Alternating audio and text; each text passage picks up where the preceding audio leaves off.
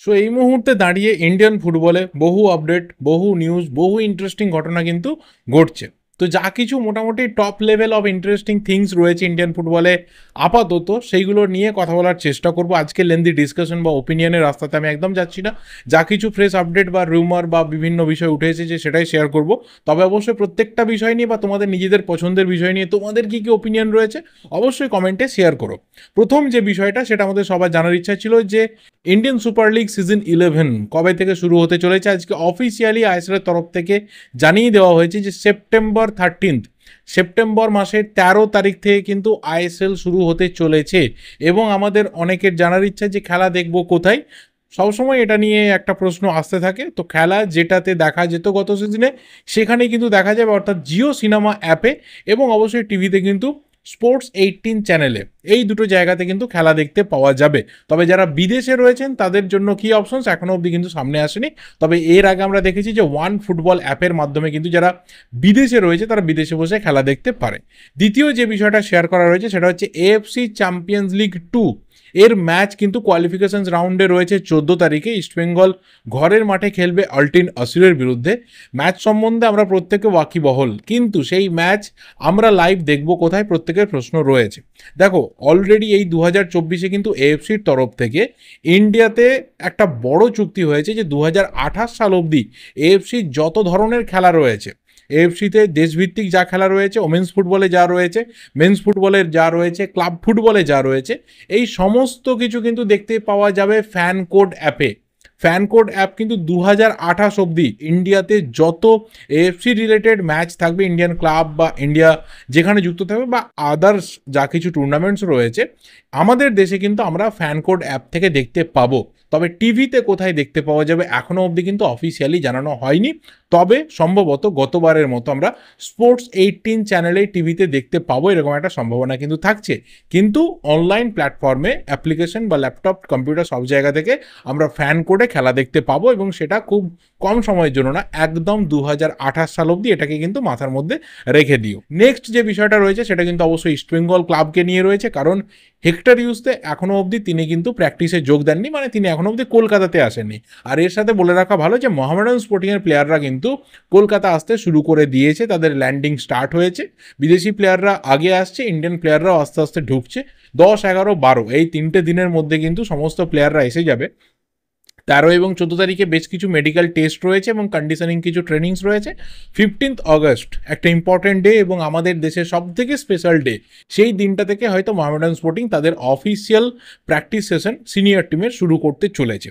আর ইস্টবেঙ্গলের যে ব্যাপারটা বলছিলাম যে হেক্টর ইউসতে কিন্তু এখনও অবধি আসেনি কলকাতাতে।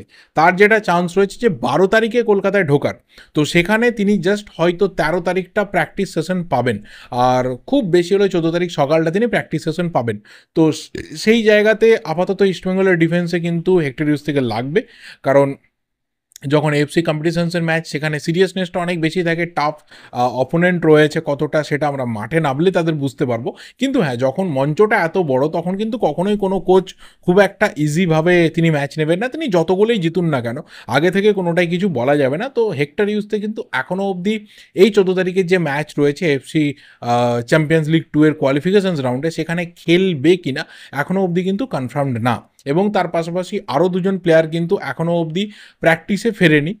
তাদের যে সামান্য চোটের সমস্যা ছিল বা কিছু সমস্যা হয়েছিল, খুব একটা সিরিয়াস কোনো ব্যাপার না, কিন্তু কোচ এখানে রিস্ক নিতে চাইছেন না। দিমিত্রিয়স ডিয়ামান্টাকোস এবং জিকসন সিং, তাদেরকে শোনা যাচ্ছে যে 1-2 দিনের রেস্ট দেওয়া হয়েছে, সেটা কমপ্লিট হয়ে গেলেই তারা কিন্তু ফুল দমে প্র্যাকটিসে ফিরে যাবে। নন্দকুমার শেখর ফুল প্র্যাকটিসের মধ্যে রয়েছে। প্রভাত লাকড়া শোনা যাচ্ছে যে আস্তে আস্তে কিন্তু ফিট হয়ে উঠছে এবং প্র্যাকটিসে তাড়াতাড়ি যোগ দেবে। ক্লেইটন সিলভা 2-1 দিন হলো খুব হালকা বল নিয়ে স্ট্রেচিং স্টার্ট করেছে, হালকা প্র্যাকটিস শুরু করেছে। কিন্তু 14 তারিখের ম্যাচেও ক্লেইটন সিলভাকে নিয়ে খুব একটা রিস্ক নেওয়া হবে না, এরকমও আপডেট উঠে আসছে। কারণ ডার্বির জন্য অনেক বেশি করে ক্লেইটন সিলভা যাতে ফিট থাকে সেটা দেখা হচ্ছে, এবং 14 তারিখের ম্যাচে যদি তাড়াহুড়ো করে তাকে নামানো হয় সেই ক্ষেত্রে কিন্তু ক্লেইটন সিলভার একটা বড় রকমের ক্ষতি হতে পারে। এই ধরনের কিছু ব্যাপার কিন্তু আপাতত রয়েছে। তো মুদ্রা কথা, যেটা মেন টিম রয়েছে, কোর যে জায়গাটা রয়েছে সেটা ইস্টবেঙ্গলে কিন্তু একদমই ফিট অ্যান্ড ফিক্সড রয়েছে, খুব একটা সেখানে প্রবলেম নেই। সামান্য 2-4 জন প্লেয়ারের হালকা প্রবলেম রয়েছে, এটা ন্যাচারালি যে কোনো টিমের ক্ষেত্রে থাকে এবং খুব তাড়াতাড়ি সেটা রিকভার হওয়ার চান্সও কিন্তু রয়েছে। অ্যান্ড নেক্সট যে প্লেয়ারকে নিয়ে কথা বলবো, এটা একটু ট্রান্সফার রিলেটেড ব্যাপার। গত কয়েকদিনে প্লেয়ারটাকে নিয়ে আমরা অনেক আলোচনা করেছি, অনেক জায়গাতে আলোচনা হয়েছে। প্লেয়ারটা হায়দ্রাবাদ এফসির লেফট ব্যাক ভিঘ্নেশ দক্ষিণামূর্তি। তাকে নিয়ে ইস্টবেঙ্গলের একটা ইন্টারেস্ট ছিল, সেটা খুব ভালো স্তর অবধি এগিয়েছিল, কিন্তু আজকে যেটা বিভিন্ন জায়গা থেকে আপডেট, যেটা প্রথম ব্রেক করেছে ফুটি ট্রান্সফার অফ ইন্ডিয়া, তারা কিন্তু জানাচ্ছে যে না, আপাতত ভিঘ্নেশ দক্ষিণামূর্তি চেন্নাই এফসির পথে। ডিল এখনও ডান হয়নি, তারা কিন্তু অফিসিয়ালি জানিয়েছে ব্রেক করে তাদের যে হ্যান্ডেল রয়েছে সেই সোশ্যাল মিডিয়া হ্যান্ডেল থেকে।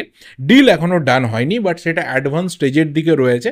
একটা মাল্টি ইয়ার কন্ট্রাক্ট চেন্নাই এফসির সাথে ভিঘ্নেশের হবে, সেই রকমই কিন্তু কথাবার্তা চূড়ান্ত হয়েছে। ডিল কেন ডান হয়নি তার একটাই রিজন, যে পিএসসি থেকে এখনও অবধি কিন্তু অর্ডার হাতে আসেনি ভিঘ্নেশের, যে সে এনওসি পেয়ে গেল বা সে ছাড় পেয়ে গেল, এবং সে যে পিএসসিতে গেছে সেখানে কিন্তু হায়দ্রাবাদ এফসি কোনোভাবে তাদের ক্লাবের হয়ে মুভ করেনি যে এই প্লেয়ারকে আটকাতে হবে বা তাদের যা সওয়াল জবাব রয়েছে সেটা তারা করবে, কোনো কিছু হয়নি। তো সম্ভবত আজকে হিয়ারিং ছিল ভিঘ্নেশের এবং সেটা কমপ্লিট হয়েছে। আগামী কয়েকদিনের মধ্যে হয়তো তার হাতে হিয়ারিং অর্ডার বা এনওসি পৌঁছে যেতে পারে এবং তারপরে সে চেন্নাইতে মুভ করবে। তো এখানে ইস্টবেঙ্গল কি চুপচাপ বসে থাকবে? আমার যতটুকু মনে হচ্ছে যে একদমই না, ইস্টবেঙ্গল হয়তো শেষ মুহূর্ত অবধি চাইবে যে এই ডিলটাকে একদমই পুরোপুরি ঘুর পথে নিয়ে এসে নিজেদের দিকে নিয়ে আসতে, কারণ ভিঘ্নেশের ডিমান্ড ইস্টবেঙ্গলে কিন্তু চরম লেভেলে ছিল। আপাতত যা সিচুয়েশন রয়েছে সেইটা দেখতে গেলে যে নিশু কুমারের বদলি হিসেবে কিন্তু ভিঘ্নেশ একটা আইডিয়াল চয়েস হতে পারতো, সেটা খুব ইজিলি কিন্তু ইস্টবেঙ্গল হাতছাড়া করতে চাইবে না। একটা বড় ডিল হাতছাড়া হয়ে যাক, একটা বড় প্রসপেক্ট হাতছাড়া হয়ে যাক, সেটা ইস্টবেঙ্গল চাইবে না। তবে অবশ্যই চেন্নাই এফসি, যেহেতু তারা অলরেডি শোনা যাচ্ছে যে প্রায় নিজেদের মধ্যে যে টার্মস অ্যান্ড কন্ডিশনস রয়েছে সেটা এগ্রি করে ফেলেছে, তো সেখান থেকে একটা প্লেয়ারকে ঘুরিয়ে নিয়ে আসতে হলে কী করতে হবে এটা আমরা সবাই জানি, যে তার যে আস্কিং রয়েছে, স্যালারি রয়েছে এবং অফার্স রয়েছে সেটা কিন্তু ইনক্রিজ করতে হবে। দেখা যাক সেটা ইস্টবেঙ্গল করে নাকি আবারও অন্য কোনো প্লেয়ারের দিকে ইস্টবেঙ্গল মুভ করে। অ্যান্ড লাস্ট যে বিষয়টা নিয়ে কথা বলবো, অবভিয়াসলি বুঝতে পারছো যে রিগার্ডিং আনোয়ার আলী ইস্যু। আজকে তার হিয়ারিং ছিল এবং সেই হিয়ারিং কিন্তু জাস্ট কিছু ঘন্টার মধ্যে কমপ্লিট হয়ে যায়। এখনও অবধি এআইএফএফ, মানে আমি যতক্ষণ ভিডিওটা বানাচ্ছি এখনও অবধি কিন্তু এআইএফএফের তরফ থেকে কোনো রকম পিএসসির যে অর্ডার, সেই অর্ডার কিন্তু সামনে আসেনি। আমি জানি না আমার ভিডিও শেষ হয়ে যাওয়ার পর পিএসসির রয়েছে যে মাঝরাত 12টা 1টার সময় ওরা অর্ডার পাবলিশ করে দেয়, তখন আসবে কি না। তবে আজকে আসতে পারে, আবার কালকেও আসতে পারে, যেটা আমি কালকেই বলেছিলাম যে আসতে পারে, 2-1 দিনের মধ্যে সে অর্ডার এসে যেতে পারে। আমাদের কাছে নতুন কোনো জানার বিষয় না এটা, কিন্তু যেটা মেন ব্যাপার যে এই অর্ডার কিন্তু ফাইনাল অর্ডার নয়। কেন নয় তার একটা রিজন, যে ব্যাপারটা ঝুলে থাকলো কী কারণে, সেটা হচ্ছে যে 8 তারিখ অবধি এএফএফ এর পিএসসি কমিটি তারা কিন্তু সুযোগ দিয়েছিল সমস্ত পার্টিকে যে তাদের যে রেসপন্স রয়েছে সেই রেসপন্সকে সাবমিট করতে হবে।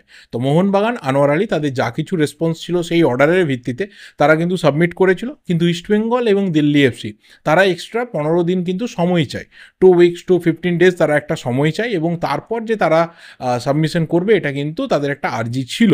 এবং তারপর পিএসসি জানায় যে ঠিক আছে, হিয়ারিংটা হোক, তোমাদের যা কিছু বক্তব্য রয়েছে সেই হিয়ারিংয়ের দিনে তোমরা জানাবে, এবং দিল্লি এফসি এবং ইস্টবেঙ্গলের তরফ থেকে সেই বিষয়টাকেই হিয়ারিংয়ে জানানো হয় এবং শোনা যাচ্ছে যে সেটা কিন্তু মান্যতা পেয়েছে। 23 তারিখ অবধি ইস্টবেঙ্গল এবং দিল্লিকে সময় দেওয়া হয়েছে বলে আপাতত শোনা যাচ্ছে। তবে এটার কনফার্মেশন আসবে কিন্তু যখন ফাইনাল অর্ডার না, মানে এই 10 তারিখের হিয়ারিংয়ের যে অর্ডার রয়েছে সেই অর্ডারটা এএফএফ এর তরফ থেকে নিয়ে আসা হবে, যে কতদিনের এক্সাক্ট টাইমটা দেওয়া হয়েছে। তো যদি 15 ডেজ যেটা তাদের তরফ থেকে চাওয়া হয়েছে সেটা যদি দেওয়া হয়, তাহলে 8 তারিখ থেকে 23 তারিখ এই সময়টা দেওয়া হয়েছে, অর্থাৎ 23 তারিখের মধ্যে এই দুটো ক্লাবকে তাদের যা রেসপন্স রয়েছে সেই রেসপন্স কিন্তু সাবমিট করতে হবে, এবং তারপর আবারও একটা হিয়ারিং হবে। সেই হিয়ারিংয়ের ডেট 24 তারিখ থেকে যে কোনো দিনের মধ্যে পড়তে পারে, এবং সম্ভবত সেই দিনটাই লাস্ট হিয়ারিং ডে হতে চলেছে, এবং সেই দিনকে সমস্ত কিছু শুনে বা সমস্ত ধরনের রেসপন্স দেখে পিএসসি কিন্তু তাদের ভার্ডিক্ট জানিয়ে দেবে এবং ফাইনাল অর্ডার প্লেস করবে বলে এই মুহূর্তে মনে করা হচ্ছে। আর নতুন কোনো ব্যাপার না, বারবার বলেও কিছু লাভ নেই, কালকেই বলেছি, দীর্ঘদিন ধরে বলে আসছি যে সেই ফাইনাল অর্ডার যারা মনে করবে যে না একদম ঠিক অর্ডার হলো না, তারা তার পাল্টা অ্যাপিল কমিটির কাছে যাবে। অ্যাপিল কমিটি পরবর্তী যাদের যা ব্যাপার রয়েছে সেটা শোনাবে। সেখানেও যদি কেউ খুশি হতে না পারে, তাহলে ফিফা রয়েছে বা সিএস রয়েছে, একদম court of arbitration for sports রয়েছে, এবং সেখানে যদি ফাইনালি কেউ চলে যায় তাহলে সেখানে যা কিছু ভার্ডিক্ট বেরিয়ে আসবে সেটাই কিন্তু ফাইনাল। এটা মাথায় রাখা দরকার যে সিএএস এর পরে কিন্তু আর কিছু নেই। তো সেই অবধি কোন পক্ষ যাবে, কারা অখুশি হবে সেটা কিন্তু জানা যাবে পিএসসির যখন ফাইনাল অর্ডারটা বেরিয়ে আসবে তারপর। তো এর বেশি আর কিছু বলার নেই।